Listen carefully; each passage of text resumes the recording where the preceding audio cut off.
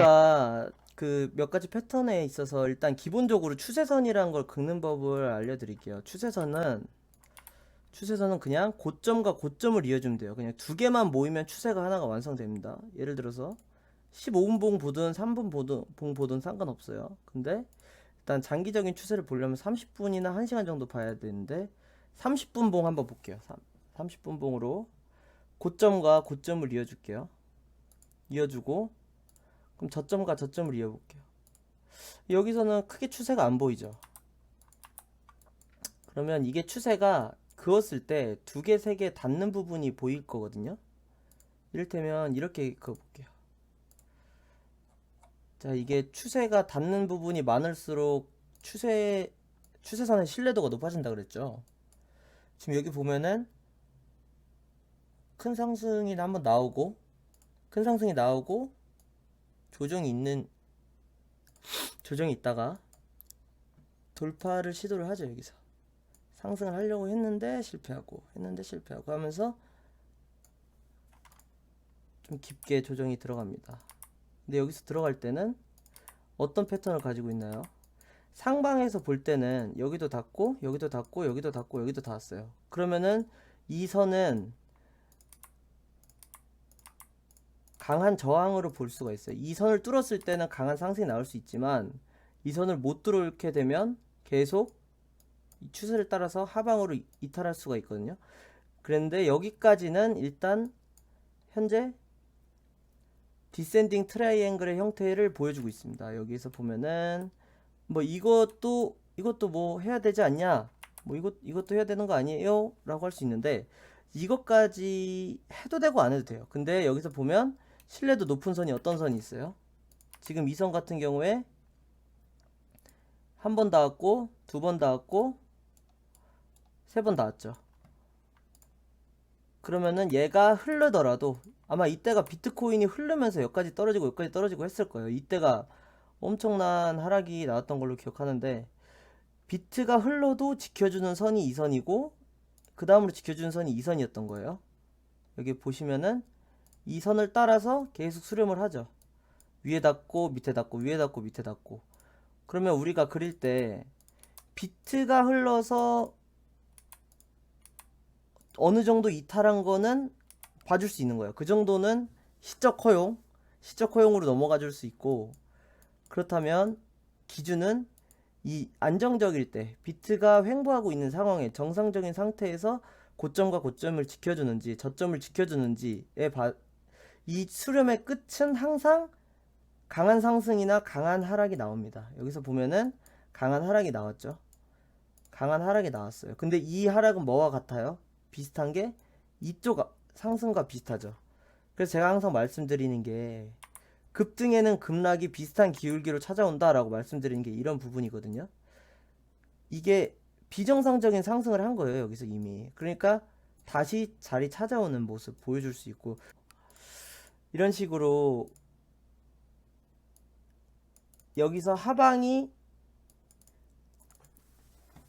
강한 이탈이 나온 다음에 그 다음에 다시 여기서 반등을 해주죠. 그럼 일단 이 지점은 첫 번째 저점이 되는 거고, 그 다음에 횡보를 하다가 다시 하방으로 오면서 여기를 지지를 해줍니다.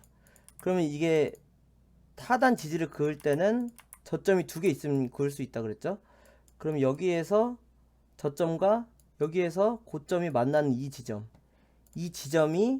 지점에서 맞고 떨어진다면 그럼 얘는 한 번 더 조정이 와서 하방으로 이탈할 수 있다는 거고, 여기서 상승이 나온다면 돌파가 나와서 이 추세에 타준다면 그럼 한 번 더 상승이 일어날 수 있는 겁니다. 근데 여기에서 보면 어떻게 됐나요? 상방으로 돌파를 하고 가주죠. 가주다가 이탈이 발생합니다. 이탈이 발생한 순간 어떻게 돼요? 강한 하락이 발생했죠. 강한 하락이 발생하고 나서는 이제 그냥 잔잔한 우상을 하게 됩니다. 근데 여기에서 매수를 했다. 내가 여기에서 매수를 했다. 돌파를 보고 매수를 했다. 그러면은 언제 이걸 팔면 될까요? 이 이탈 시점에 팔면 됩니다. 그럼 보고 있다가 내가 이렇게 좀 올랐네. 여기 대비 여기 올랐네 하다가 이탈을 했어. 그러면 그때 팔아주시면 됩니다. 그런 식으로 뭐 매도 타이밍을 좀 익절 타이밍을 그런 식으로 잡아주시면 되고요. 여기서 최종적으로 어떻게 됐을까 얘가? 그래서 우상향을 했네요. 그죠? 그러면은 내가 이탈을 해서 팔았는데 다시 사고 싶을 때는 언제 사야 되냐? 내가 그 이탈한 지점에 다시 올라왔을 때 이럴 때 사주면 되는데 이거는 다음에 다른 패턴에서 배워보도록 하고 람다도 좋아요. 람다도 최근에 비슷한 기준으로 매매를 했어요. 람다도 보면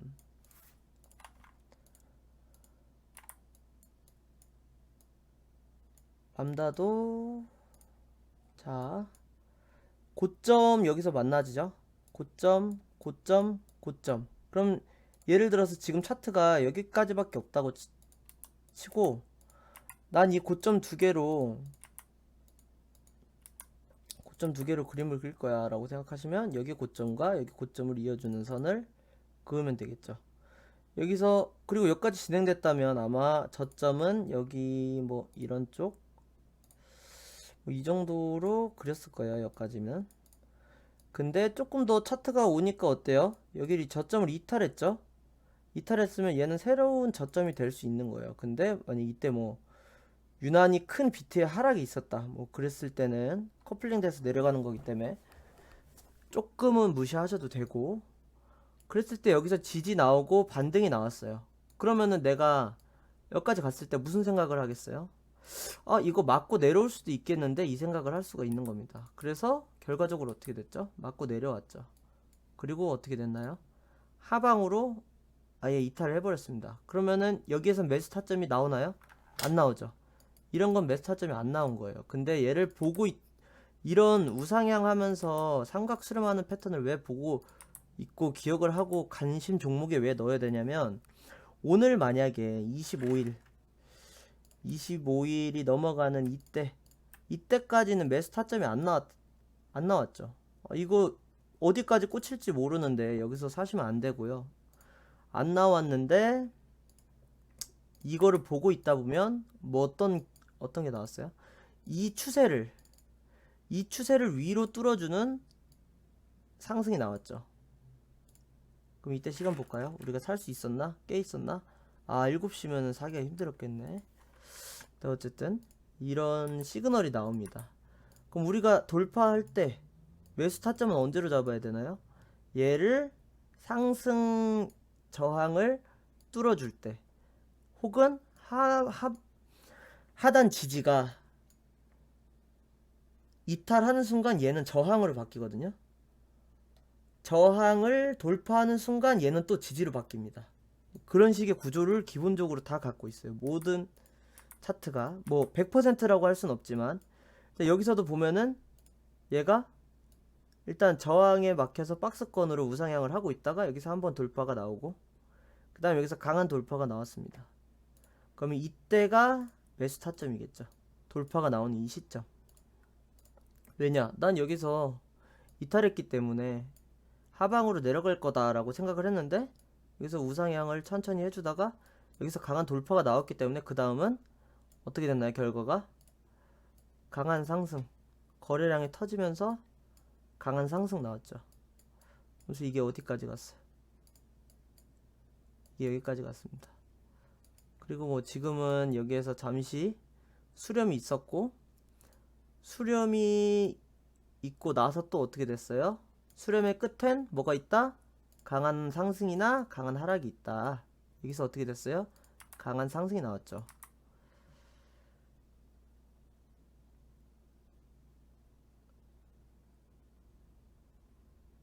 일단은 기본적으로 이 눌림목 매매의 장점은 제가 많이 설명을 드렸죠. 눌림목 매매는 그냥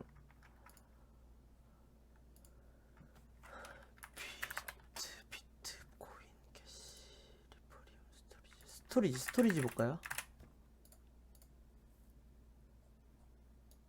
스토리지. 이걸 보면은 눌림목 매매의 좋은 점은 뭘까요? 눌림목 매매는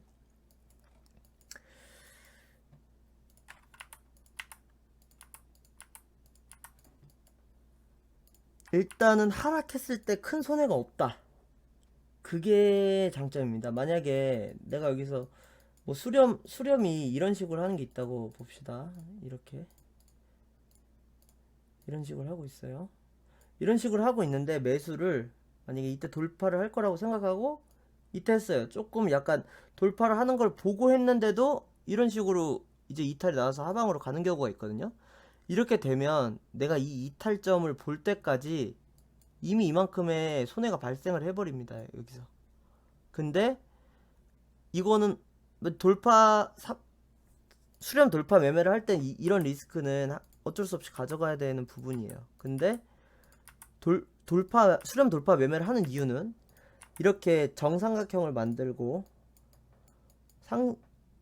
상승 위쪽으로 돌파를 해줬을 때는 강한 상승이 나오는 경우가 많기 때문에 단기적으로 매매를 하실 때도 도움이 되고 좀 우상향 추세 전환으로 보이는 수도 있기 때문에 그런 매매를 자주 하는 거고, 근데 제가 주로 하는 거는 여러분한테 말씀드린 게 눌림목 매매를 많이 말씀을 드렸죠. 여기 보면은 여기에서 강한 상승 나오고 거래량 터지면서 강한 상승, 그리고 조정 나오죠. 조정하다가 한번 뛰어요. 이거 왜 뛰어요? 데드캣 바운스 이런 거 들어보셨죠, 다들? 그런 식으로 파동이 어쨌든 이런 식으로 떨어지기 때문에 한 번씩은 다시 튀어 오를 수도 있는 거예요. 근데 지금 이 상태는 어떤 상태예요? 지금 여기서 불 깜빡깜빡 하고 있겠죠. 지금 여기 야 스토리지 이거 얼마야? 야 1600원. 야 이거 1600원. 아까 2400원 하던 건데 지금 1600원에 밖에 안 하네. 이래가지고 다 여기서 막 번쩍번쩍 하면서 지금 사고 계실 거 아니에요, 여러분들이? 이런 지점에 사라고 해요? 제가 사지 말라 그래요? 사지 말라고 하죠. 왜 그냐? 또 그 다음에 아 가나보다 야 가자 영차 하다가 이렇게 가고 이렇게 되는 거예요. 그래서 여기서 사지 말라고 하는 거예요. 그러면 우리는 언제? 무관심. 거래량이 줄어들고 횡보를 하고 있는 이 시점에 좀 더 디테일하게 나가 보면은 언제가 될까요? 횡보를 할 땐 분명히 우하향으로 횡보를 하겠죠. 어디 갔지? 내가 그려놓은 거? 여기 있다. 자, 횡보를 할 때는 어떻게 하나요? 우하향으로 횡보를 합니다. 그리고 여기에서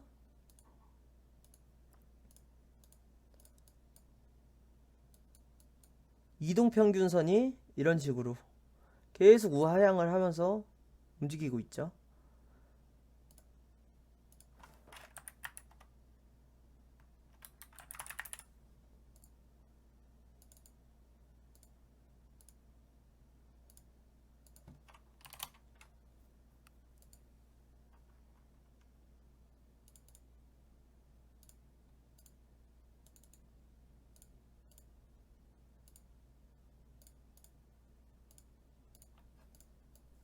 그러다가 이쪽에서 골든 크로스가 발생을 합니다. 단기 이동 평균선이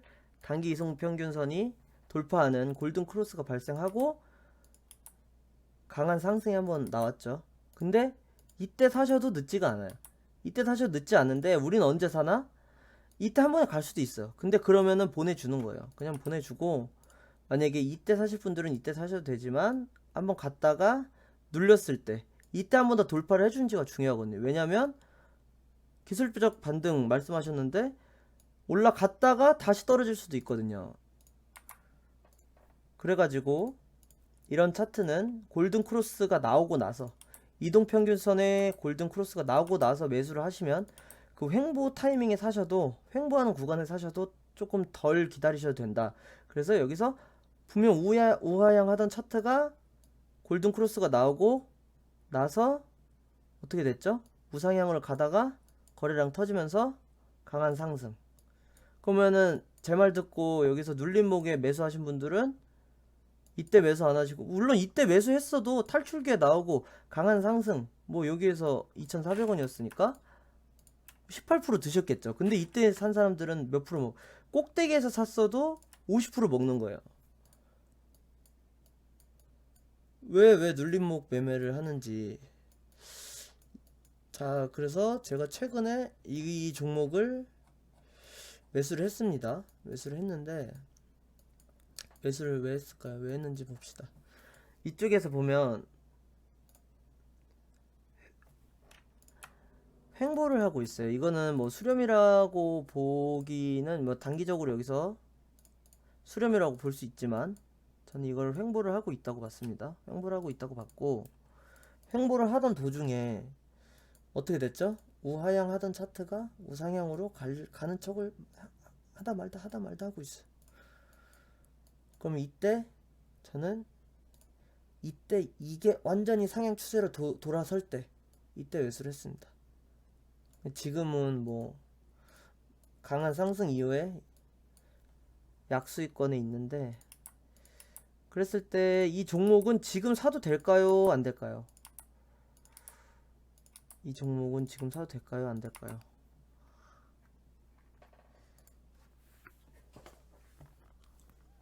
채팅 쳐보세요. 사도 될까요? 안 될까요? 안 돼요?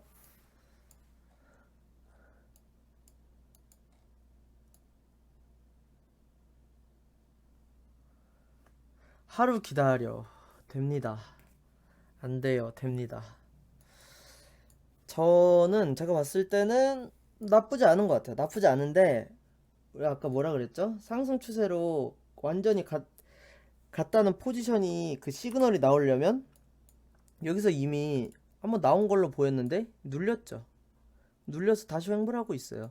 이 횡보가 다시 길어지면은 이 장기이동 평균선이 이런 식으로 되면서 그냥 골든 크로스가 의미가 없어지는 그게 발생하거든요. 이게 너무 길어지다 보면 칠리즈처럼 골든 크로스 데드 크로스가 의미가 없어져요. 여기서 보면은 이게 의미가 있나요? 어차피 올라갔다가 어차피 여기 골대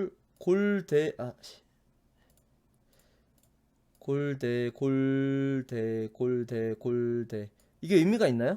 이 골든 크로스가 의미가 있나요? 의미가 없죠.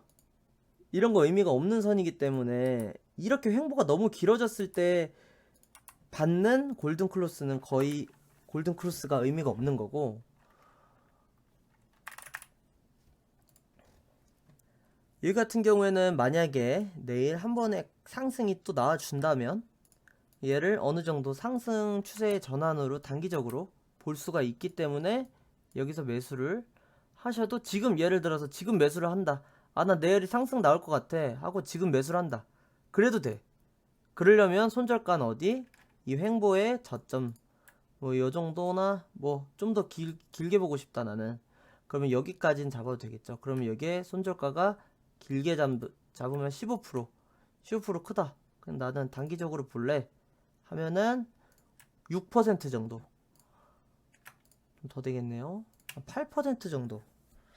그러니까 이 손절가는 좀 자율적으로 내가 좀 더 리스크를 보더라도 얘가 상승할 것 같다 라고 했을 때는 이제 이런 식으로 좀 밑에다 거시는 거고, 아니다 나는 이게 지금 올라갈 자리에서 안 올라가면 손절하겠다 이런 생각이시면은 이렇게 좀 짧게 잡으시면 되고, 그래서 기본적으로는 이 거래량이 상승했다가 하강하면서 거래량이 없어지는 이 부분과 변동성이 적어지는, 그러면서 수렴하거나 횡보하는 이 부분에서 매수를 들어가야지 리스크가 적은 겁니다.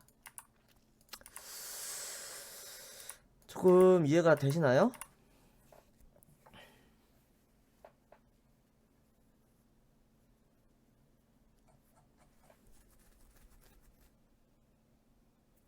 차트 모양이 이쁘더라도 거래량이 작은 종목이면 안 쏜다. 근데 그게 우리 메디랑 무비 같은 경우에 혹시 3월 중반에 메디랑 무비가 뭔지 아시는 분들 그때 아셨다.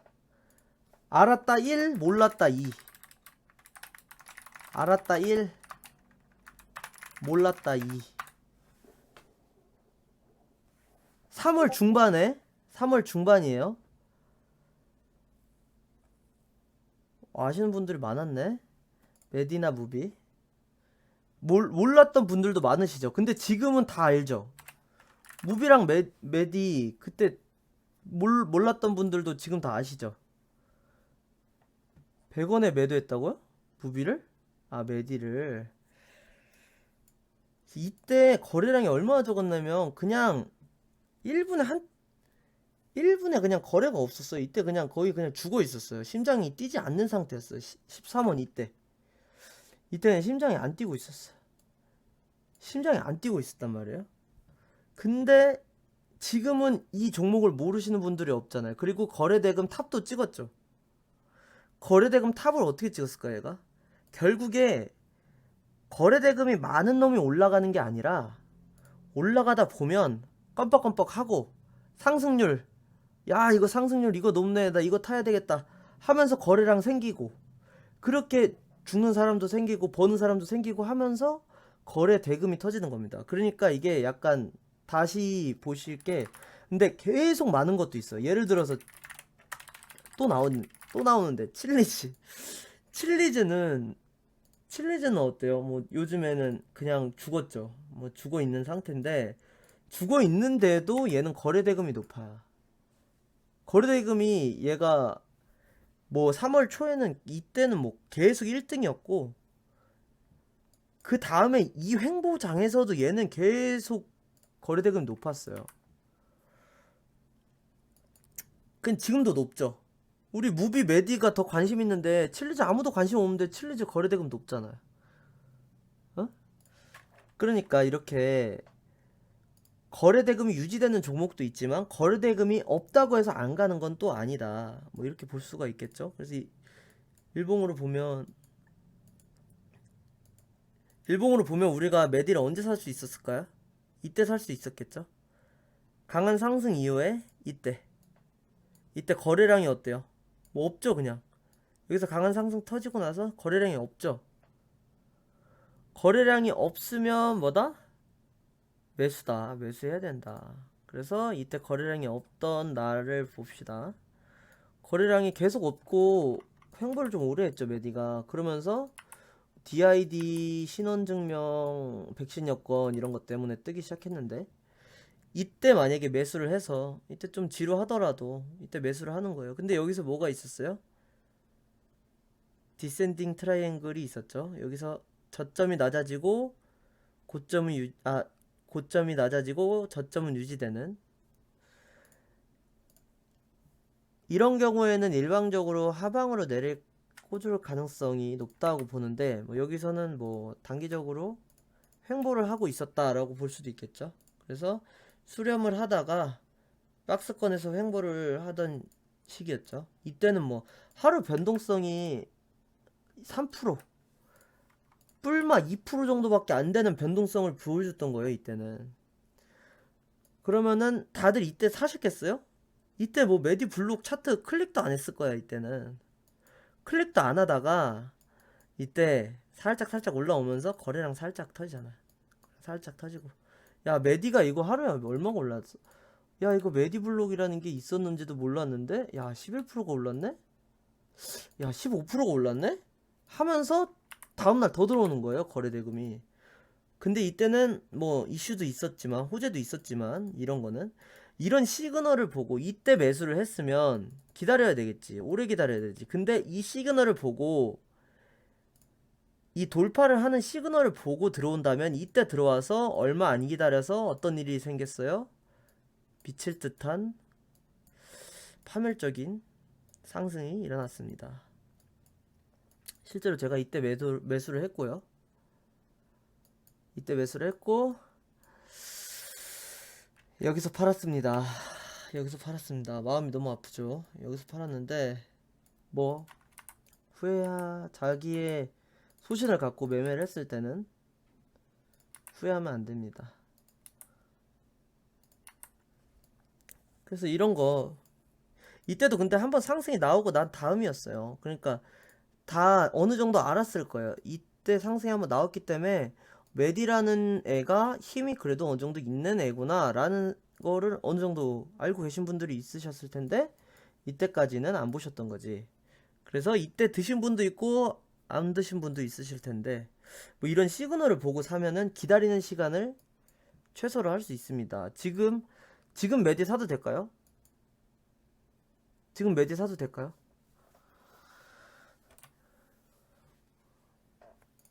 지금 메디 저라면 안 사죠. 왜냐? 이렇게 될 수도 있을 것 같으니까. 여기서 한번 상승이 나왔죠. 상승이 나오면서 우상향을 하고 있었어요. 얘는 우상향을 하고 있다가 지금 밑으로 꽂았죠. 하방으로 꽂았기 때문에 얘는 아직 시그널이 나오지 않은 거예요. 근데 내가 만약에 리스크를 감수하고서라도 내 이 지지선, 여기에서 두 번 만났던 이 지지선을 믿고 가보겠다 라고 한다면 지금 매수를 해서 이 지점에서 매수를 해서 이탈하면 손절, 뭐 이렇게 하면 굉장히 짧게 이탈점을 잡을 수가 있죠. 이런 거는 반등 지점에서 반등 구간에서 갈 때는 이탈을 짧게 잡을 수가 있어요. 이렇게 했을 때 몇 프로 나오나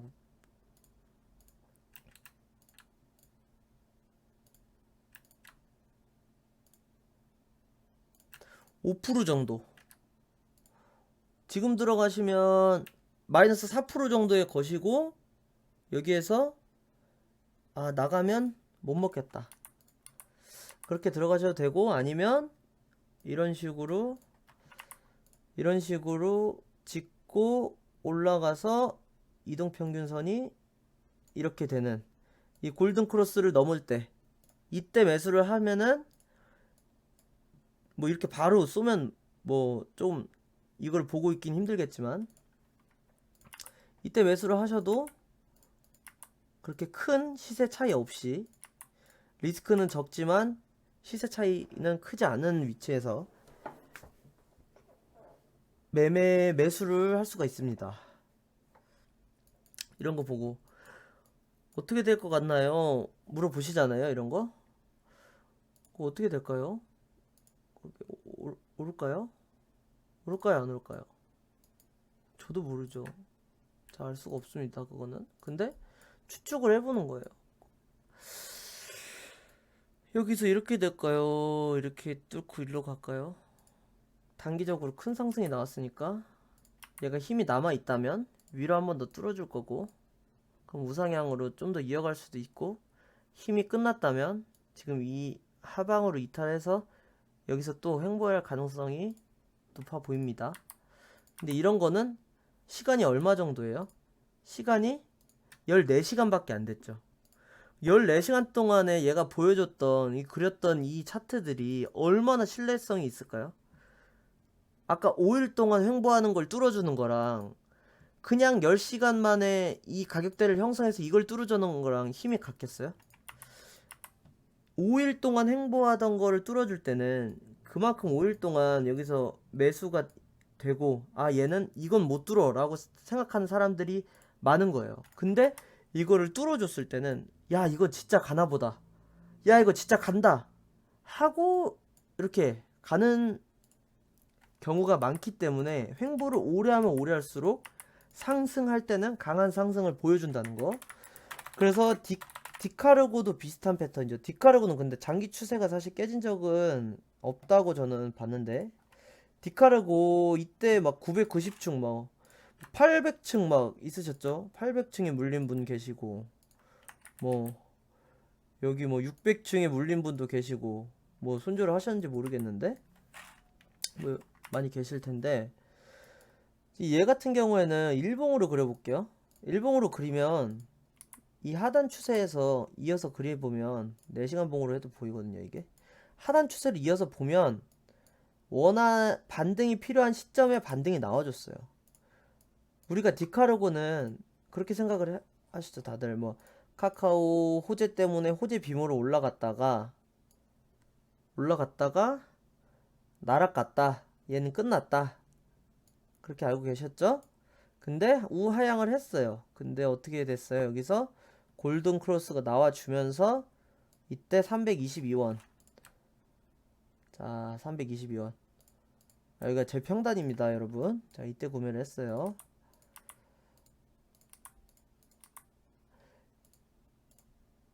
추세를 막고 올라가 주면서 여기 이 추세선에 닿고 장기 추세선에 맞고 올라가 주면서 골든 크로스가 나왔죠. 골든 크로스가 나오고 나서 상승이 나온 거예요.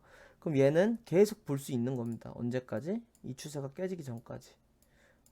그러면은 많은 분들이 이게 디카르고랑 칠리즈랑 비슷하게 가고 있다고 생각하실 텐데, 디카르고는 추세가 깨지지 않고 비정상적인 그냥 상승이 있었기 때문에 그거를 다시 수렴해주는, 이 비정상적인 상승을 죽여주는 게 한번 있었던 것 뿐이지, 얘가 추세를 깬 적은 없다, 장기적으로 추세 깬 적은 없다, 이렇게 볼 수도 있는 거예요. 근데 칠리즈는 좀 어떤 상황일까요? 자꾸 나오는데, 제가 칠리즈 어제 막 간다고 어그로 끌었었는데 그럴만 했던 게,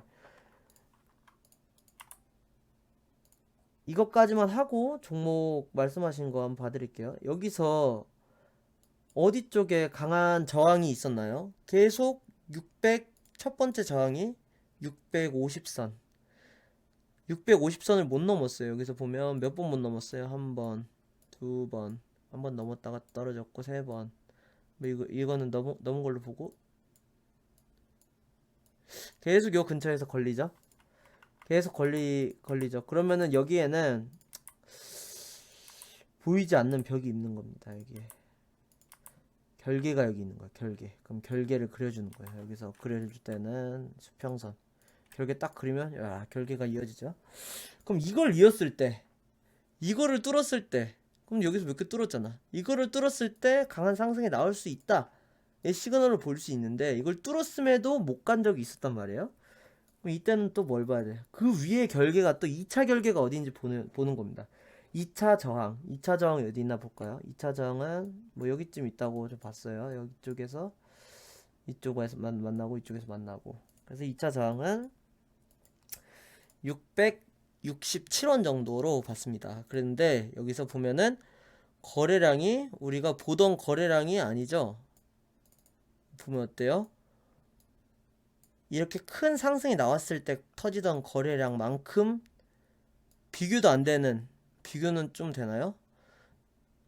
가장 높은 거래량을 보여줬어요. 여기서 이 정도 거래량이 터졌다는 건 그만큼 여기 시체들이 많다, 뭐 그런 얘기일 수도 있겠지만, 진짜 올라갈 수 있는 시그널이구나로 볼 수가 있단 말이죠. 지금 이 정도 거래량으로 이만큼의 상승을 일어났는데, 이 정도의 거래량으로 이 정도밖에 일어나지 못했다라는 거는 그만큼 매도세가 강했다, 너무 오래 횡보했다, 이렇게 볼 수가 있겠죠. 근데 이만큼 거래량이 터져서, 저는 거래량이 터진 부분하고 여기서 보면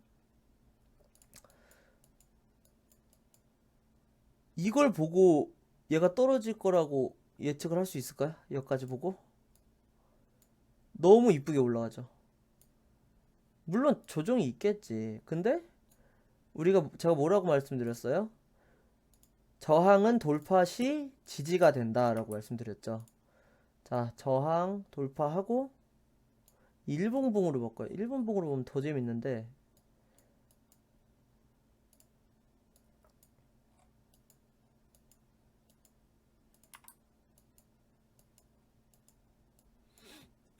자, 여기서 어떻게 돼요? 올라가다가 여기서 한번 맞고 왔다가 다시 조던하고 여기까지 떨어졌다가 꼬리까지 떨어졌다가 세 번째에서 돌파 해가지고 바로 장대 양봉 만들어주면서, 여기도 떨어지려고 했지만 뭐라고 그랬어요? 지지를 받긴다 그랬죠? 지지 받아주면서 올라가는 모습. 근데 여기는 사실 장기적으로 큰 저항이 없는 위치인데 아마 좀 매도세가 많이 나왔던 것 같습니다. 그래서 못 올라갔던 것 같고, 그래서 보시면 데드크로스 나오고 여기서 지지를 해주죠. 계속 여기도 해주고 여기도 해주고, 저항을 돌파하면 지지가 된다, 여기서 너무 잘 보여주고 있죠. 근데 여기서 깨졌어. 깨지면은 위로 올라오기는 힘들겠죠. 왜냐? 얘가 다시 저항이 되니까.